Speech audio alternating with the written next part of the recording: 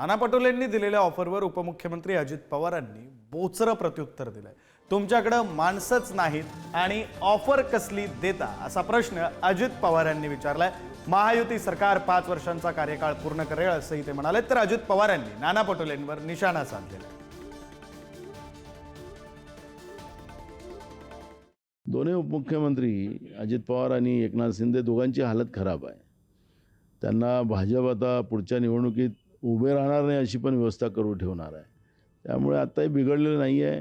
काँग्रेसकडे त्यांनी यावं, दोघांनाही जे पहिल्या खुर्चीवर यायचं मुख्यमंत्र्याचं स्वप्न पडतं आहे आताही, तर आम्ही ते पूर्ण करू। त्यामुळे महाराष्ट्र वाचवण्यासाठी तुम्ही आमच्याकडे या आणि तुम्हाला जे काही त्रास होतो आहे त्याच्यातून तुम्हाला मुक्त होण्याची संधी आहे। बुरा न मानो होली आहे। ती 5 वर्ष अशी आहेत की त्याच्यामध्ये कुणी जरी गमतीनं जरी म्हटलं की अमक्यानी मुख्यमंत्री व्हा, तमक्यानी मुख्यमंत्री व्हा, आम्ही पाठिंबा देतो, अरे तुमच्याकडे माणसंच नाही, कशाचा पाठिंबा देत? मग तुम्ही पण बोलत असताना काही पण बोलायचं मुख्य। आता हा एक तर तुम्हाला भास्करराव माहिती आहे, 5 वर्ष ह्या सरकारला ब्रह्मदेव आला तरी कोणी धक्का लावू शकत नाही।